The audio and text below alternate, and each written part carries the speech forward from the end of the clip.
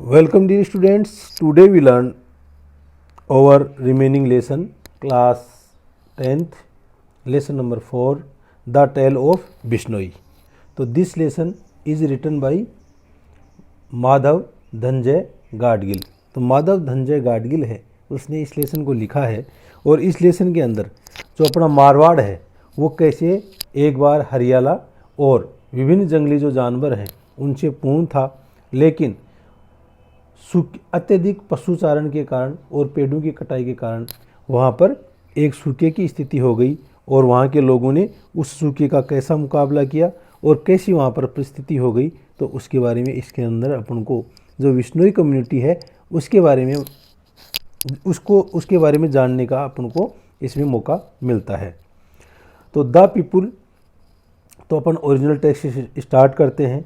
उससे पहले बच्चों आप इस चैनल को सब्सक्राइब करो, वीडियो को दोस्तों के साथ में शेयर करो और कमेंट सेक्शन में कोई कमेंट हो तो आप अवश्य लिखें. द पीपुल हैड हैग्ड यानी cut and hacked the last bit of foliage from all the trees.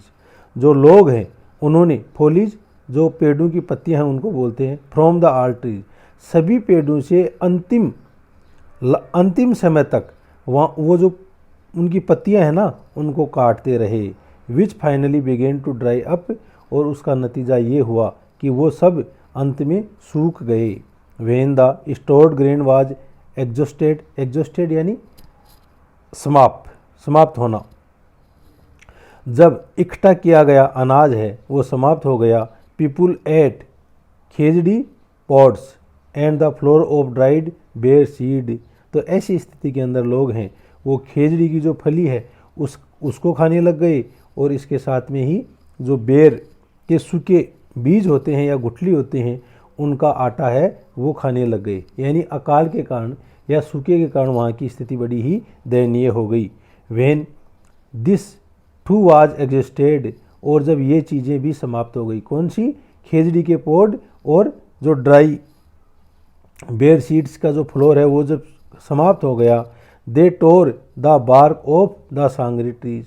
तो उन लोगों ने टोर यानी चीरना या फाड़ना, सांगरी यानी जो खेजड़ी के पेड़ हैं उसकी छाल है उसको छीलने लग गए. And powdered and cooked it, और उसका पाउडर बना लिया, आटा बना लिया और उसको उन्होंने पकाया. They hunted every one of the starving black buck या काले हिरण को बोलते हैं, और उन्होंने प्रत्येक जो भूखे मरता हुआ काला हिरण था उसका भी हंटेड यानी शिकार कर लिया. एंड फाइनली, और अंत में, दे एबंडन्ड ऑल होप. एबंडन यानी गिव अप यानी त्यागना, और उन लोगों ने सारी की सारी जो आशाएं हैं उसको त्याग दी. एंड माइग्रेटेड, और प्लाइन कर गए. इन मासेज यानी इन वेरी लार्ज नंबर, बहुत बड़ी संख्या के अंदर. तो अब वो लोग हैं वो बहुत बड़ी संख्या में वहाँ से पलायन कर गए. Tens of thousand of cattle perished, यानी 10,000 जो पशु हैं पेरिस्ट यानी गायब हो गए. ऑन द वे, वो रास्ते के अंदर कई जो हजारों मवेशी हैं वो गायब हो गए. By now the whole country was barren यानी उजड़ना. और अब तक जो पूरा का पूरा जो देश है या वो इलाका है वो उजड़ चुका था. There was not a tree in sight for miles together, और वहाँ पर आपको कई मीलों तक किसी भी प्रकार के कोई पेड़ का दृश्य है वो दिखाई नहीं दे रहा था. नोर ए सिंगल काऊ और ए ब्लैकबक, और न ही वहाँ पर एक भी कोई गाय बची थी और न ही कोई काला हिरण बचा था. The only people to hold on very big landlords, the only people to hold on very big landlords like Jambaji's father Rai. यानी ऐसे लोग जिनके पास में बहुत ज़्यादा ज़मीन थी, जैसे जम्बाजी के फादर हैं, लैंडलॉर्ड ज़मींदार को बोलते हैं, जैसे जम्बाजी के फादर हैं. विथ ह्यूज स्टोर ऑफ बाजरा, तो उन लोगों के पास में ह्यूज यानी वेरी मच, बहुत ज़्यादा मात्रा के अंदर बाजरा है वो भंडारित था. That somehow lasted through the difficult time से, और इसी तरह जैसे तैसे करके इससे वो लोग ये जो कठिन समय है उससे गुजर रहे थे. Jambaji was much affected by the drought. अब ये जो जम्बाजी हैं, जम्बाजी इस ड्राउट या इस सूखे से बहुत ज़्यादा प्रभावित हुए. Many were the nights he spend in wakefulness, wakefulness यानी जागते हुए। कई रातें हैं वो जम्बाजी ने जागते हुए बिताई, बिकॉज क्योंकि of the suffering he was around him, कि जो पीड़ाएं हैं वो अपने चारों ओर जो देख रहे थे उसके कारण उनको नींद नहीं आती थी। द डाइंग कैटल, तो कैसे दृश्य थे उनके चारों ओर में, मरते हुए मवेशी।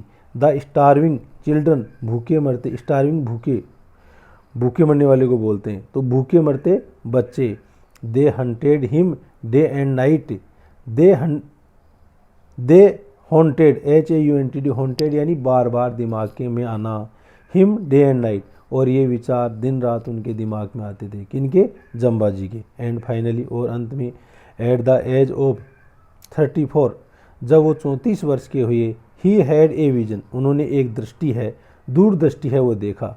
ही saw man intoxicated with his own power, he saw उन्होंने देखा कि मैन जो आदमी है, इंटॉक्सिकेटेड, इंटॉक्सिकेटेड यानी नशे की अवस्था के अंदर, विथ हिज ओन पावर, अपने स्वयं की शक्ति से, यानी मनुष्य है वो अपने स्वयं की शक्ति के कारण नशे के अंदर, destroying the world around him, उस संसार को नष्ट कर रहा है जो उसके चारों ओर है। यानी आदमी अपने शक्ति के नशे के अंदर, नशे में धुत होकर के अपने चारों ओर जो संसार है उसको नष्ट करने जा रहा है।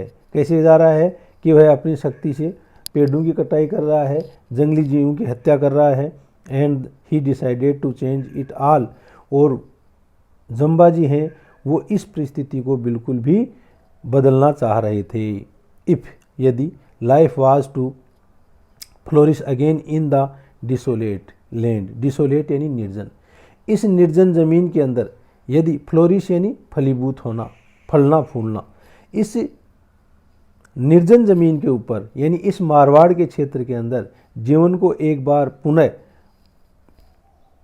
फलीफुलित करना है, Jambaji saw that man would have to live in different way, तो जम्बाजी ने देखा कि इसके लिए व्यक्ति को दूसरे तरीके से जीवन जीना होगा। And according to different tenets and belief, और साथ में उसको अलग तरह के सिद्धांत और विश्वास हैं वो भी अपनाने पड़ेंगे।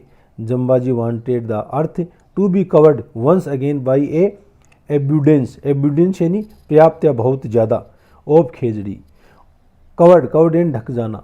जम्बाजी चाहते थे कि ये जो ज़मीन है एक बार पर्याप्त रूप से बहुत सारे जो खेजड़ी के पेड़ हैं उनसे एक बार पुनः ढक जाए।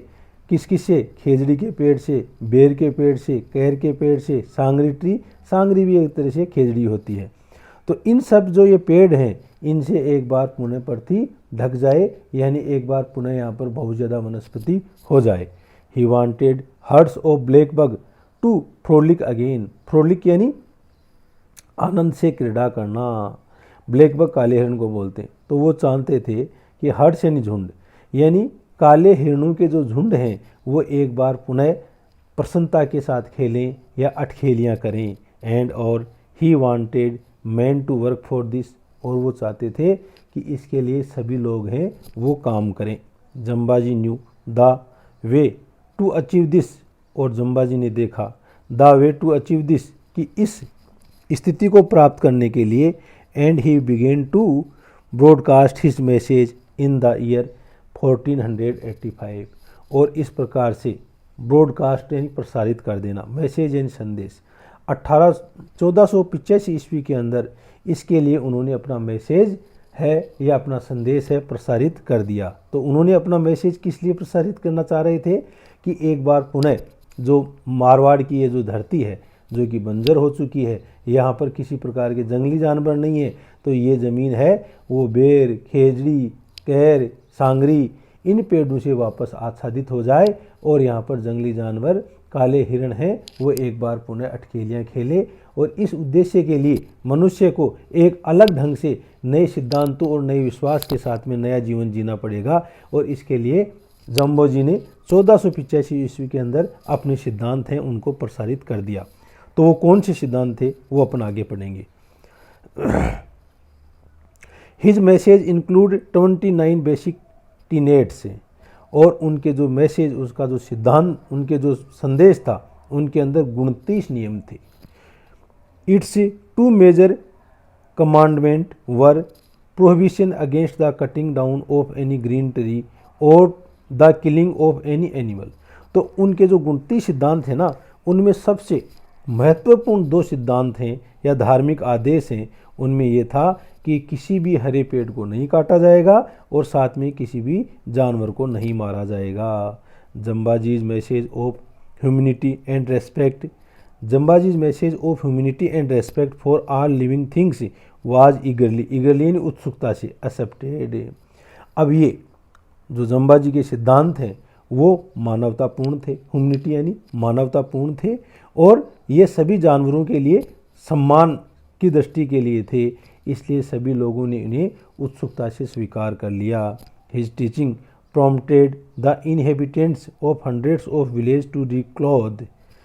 His teachings और उनकी जो शिक्षाएं हैं prompted the inhabitants of hundreds of villages, prompted यानी शीघ्रता के साथ में वो 100 जो गांव हैं उनके अंदर to reclothe जिससे कि पुनः आवरण पहनाया जा सके the earth with its green cover, और उसके ये सिद्धांत थे उनसे ये पृथ्वी है वो वापस जो हरा आवरण है वो पहन सके। जम्बाजीज फॉलोवर वर कॉल्ड बिश्नोई, और 29 तो जम्बाजी के जो फॉलोवर या अनुयायी हैं उनको बिश्नोई है नाम से जाना गया। और 29 बिश्नोई का जो अपन संधि विच्छेद करेंगे तो 20 यानी तो 20 9 यानी 9, 20 प्लस 9 यानी ऐसे लोग जो 29 प्रिंसिपल्स को मानते हैं उनको बिश्नोई कहते हैं। तो 20 यानी 20 और 9 यानी 9, बिकॉज दे एडहर्ड टू जम्बाजीज 29 परसेप्ट्स, परसेप्ट यानी धार्मिक आदेश या शिक्षाएं, क्योंकि वो लोग जो जम्बाजी की गुणती शिक्षाएं थी ना उनसे एडहर्ड यानी चिपक गए यानी उनको मानने लग गए, वो लोग बिश्नोई कहलाए। They preserved the trees around their village, और उन लोगों ने गाँव के चारों ओर अपने जो पेड़ हैं उनका संरक्षण किया। एंड प्रोटेक्टेड ब्लैक बग्स, और उन लोगों ने संरक्षण किया काले हिरणों का, चिंकारा का, पीफाउल मोरों का, and all other birds and animals, और अन्य पक्षी और जो जानवर हैं उन सब का उन्होंने संरक्षण किया। ग्रेजुअली धीरे धीरे their territory become covered by trees, ये जो टेरिटरी या जो क्षेत्र है वो कवर्ड आच्छादित हो गया बाय ट्रीज पेड़ों से। Their cattle had abundant browse, abundant यानी प्रचुर मात्रा के अंदर, और उनके जो पक्षी हैं उनके पास उनके जो मवेशी हैं उनके पास में प्रचुर मात्रा के अंदर ब्राउज यानी चारा हो गया। There land recovered it's fertility, और उनकी जो ज़मीन है उसके अंदर वापस जो उपजाऊपन है वो वापस आ गया। The Bishnoi became a prosperous people, और इस प्रकार से जो बिश्नोई हैं वो एक प्रोस्परस यानी खुशहाल लोग हो गए। बट आउटसाइड देयर टेरिटरी, लेकिन उनका जो इलाका या क्षेत्र है उसके बाहर ऑल कंटिन्यूड एज बिफोर, सभी चीज़ें हैं जो पहले थी वैसे ही चलती रही, यानी वहाँ पर पेड़ भी काटे गए, वहाँ पर क्या है कि पशुओं मवेशियों की भी हत्या हो रही थी। The land was still being stripped of its green cover, और जो ज़मीन है वो अब भी स्ट्रिप्ड ऑफ यानी जो ग्रीन कवर है या हरी जो हरियाली है उसको उखाड़ा जा रहा था। And the desert was spreading, और जो डेजर्ट है या रेगिस्तान है वो फैल रहा था। The 9th descendant of Jambaji's contemporary Rai Jodhaji, और जम्बाजी के समकालीन जो राय जोधाजी थे उनकी 9वीं पीढ़ी के अंदर, डिसेंडेंट यानी 9वीं पीढ़ी में, now occupied the throne of Jodhpur, वो जोधपुर के शासक हैं वो अब बन गए, यानी उनकी जोधाजी की पीढ़ी का जो 9वां उत्तराधिकारी है वो उस समय जोधपुर का शासक बन गया। In the 6th year of his reign in 1730, यानी उनके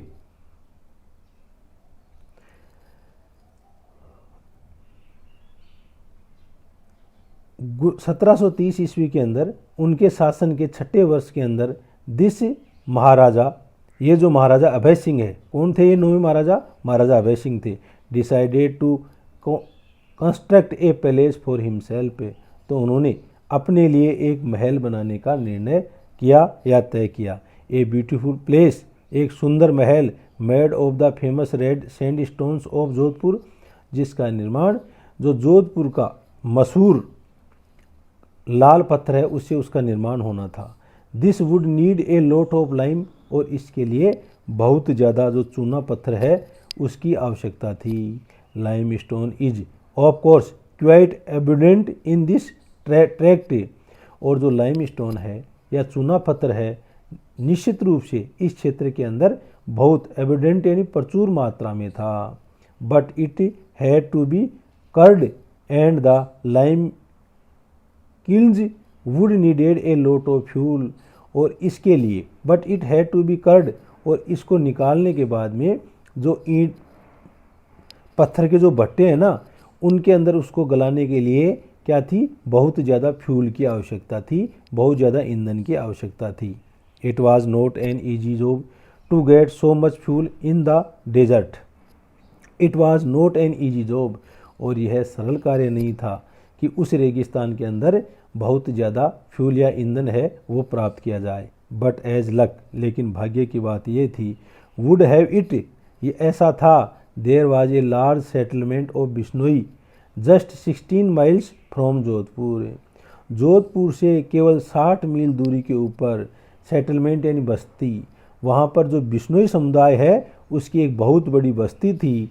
these people had accepted Jambaji's precept nearly 2.5 century ago, और वहाँ के लोगों ने जो जम्बाजी के आदेश थे, जो 29 नियम थे, उनको स्वीकार कर लिया था लगभग 2.5 यानी 2.5 सेंचुरी शताब्दी पहले यानी 250 वर्ष पहले। एंड और had nourished hundreds of khejri trees near their village, और वो अपने गांव के पास में 100 से भी ज़्यादा जो खेजड़ी के पेड़ हैं उनको पोषित करते आ रहे थे, उनका पालन पोषण कर रहे थे। And there was excellent limestone too near one of their village Khejarli, और उनका जो खेजड़ली गांव है उसके पास में ही, खेजड़ली गांव के पास में ही जो लाइम स्टोन है वो चूना पत्थर भी प्रचुर मात्रा में था। Abhay Singh Diwan ordered that the lime kilns be started near Khejarli to begin the construction of the palace. तो अभय सिंह का जो दीवान था उसने आदेश दिया कि खेजड़ली गांव के पास में जो भट्टे हैं उनको शुरू किया जाए, the construction of the palace, जिससे कि महल का निर्माण है वो शुरू किया जाए। बट लेकिन when the worker got ready to cut the trees for fuel, लेकिन जब उस राजा के जो कार्यकर्ता हैं उन्होंने ईंधन के लिए उन पेड़ों को काटने के लिए गए, they found that the Bishnoi would not let them touch the trees, तो उन्होंने देखा कि जो बिश्नोई लोग हैं उन्होंने उन पेड़ों को हाथ छूने की अनुमति भी नहीं दी।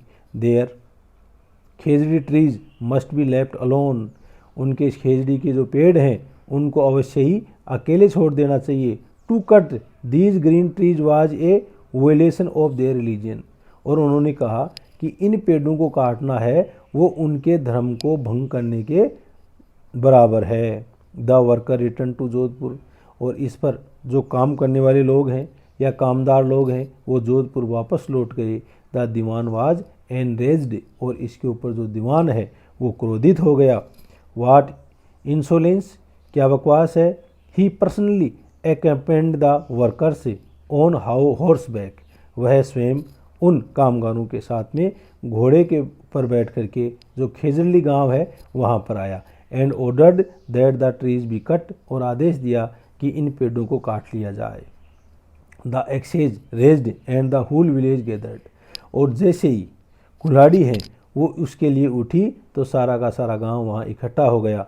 दे begged their religion be not desecrated, और उन्होंने याचना की कि उनका जो धर्म है उसको अपवित्र नहीं किया जाए, उसको भंग नहीं किया जाए।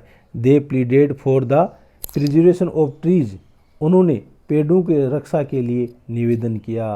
That their ancestor had nurtured over generation से, कि उनके जो एंसेस्टर हैं या उनके जो पूर्वज हैं वो पीढ़ियों के लिए इनको पोषित किए कर चुके हैं।